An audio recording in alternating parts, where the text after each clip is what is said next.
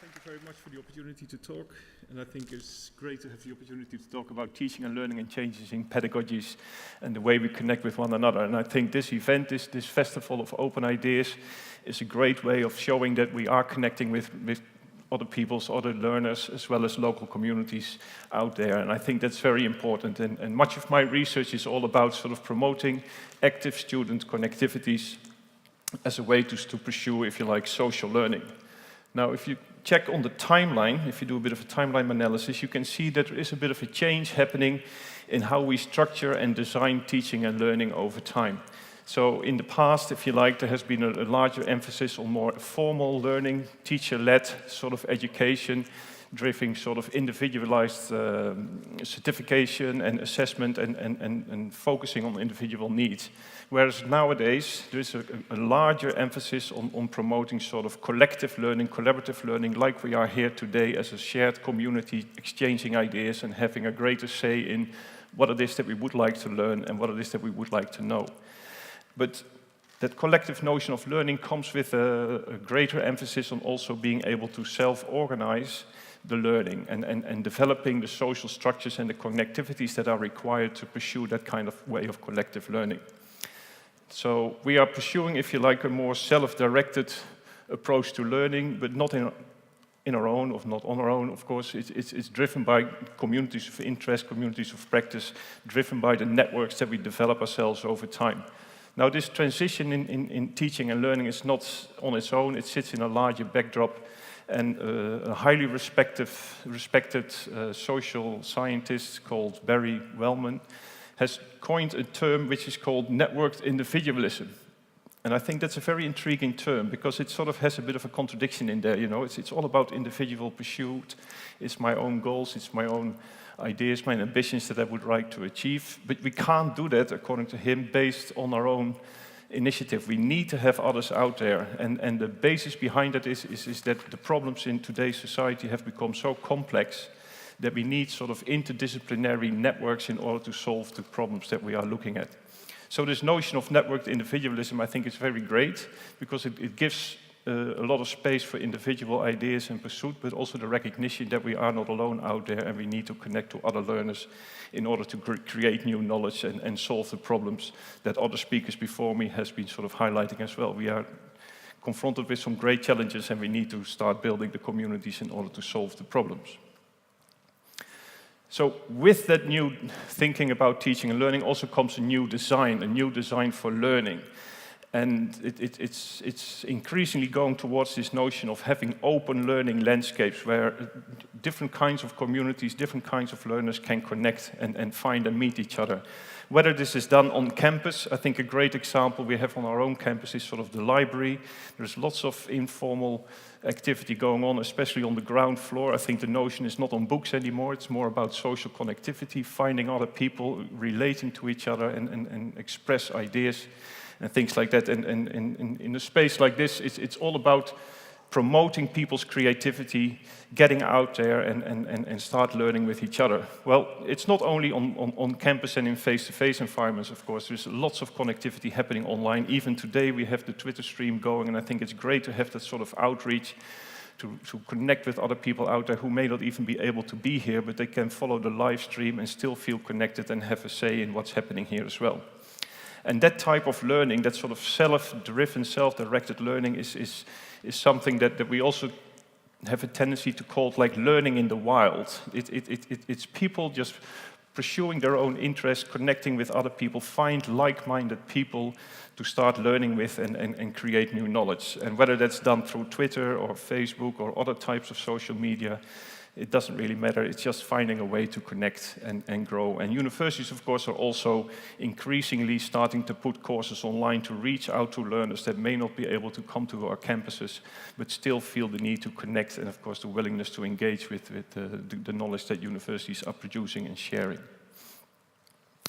So the challenge I think we are confronted with is while we are creating more open environment, open knowledge practices, it's not sort of like we build it and people will come. I think we need to identify and focus on how we can come from a fragmented state of connectivity towards a highly integrated form of learning. And the more we are able to find connectivity and pursue communities of learners, we are able to push the boundary forward and really engage students in new ways of learning. And of course, we need to think about how we can design our education around all of this, but it's also about promoting this notion of connectivity and making sure that people are able to find each other.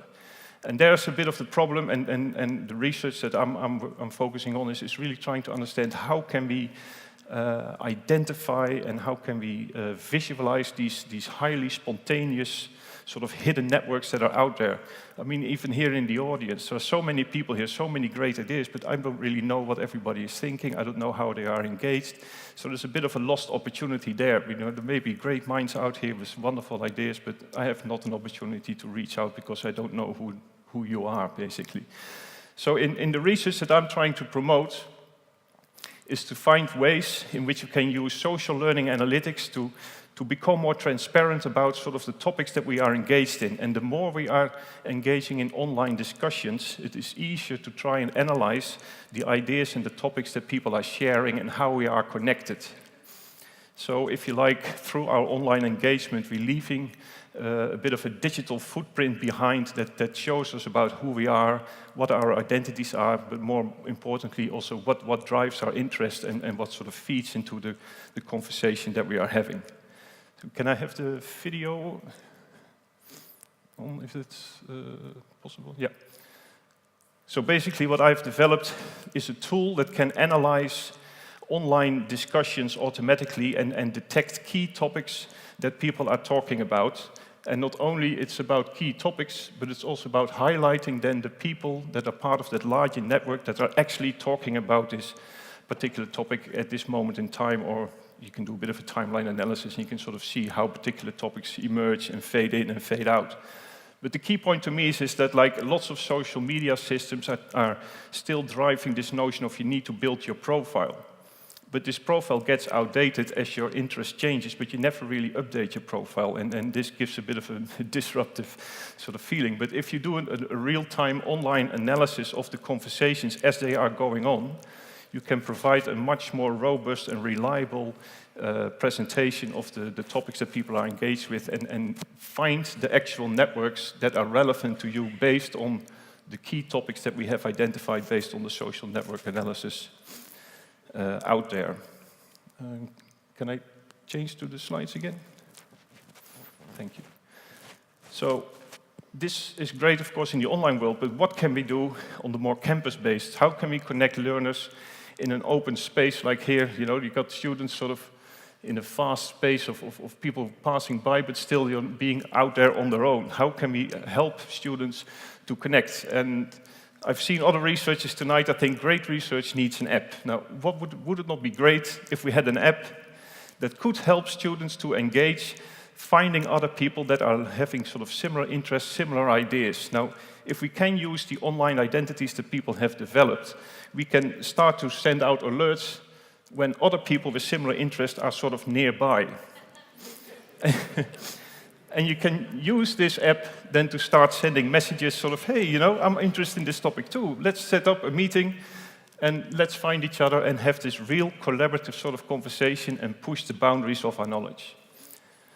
So the theoretical framework that I'm developing through our research is all about raising, oh, sorry, wrong button.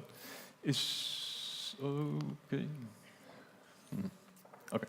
It's all about raising awareness, making sure that we know who's out there, that we know what people are talking about, show participation based on our conversations, our online discourse, and detect the topics that are there that are of people's interest. And based on that kind of idea, you can start to see what is the learning agenda of the social community that I'm engaged with.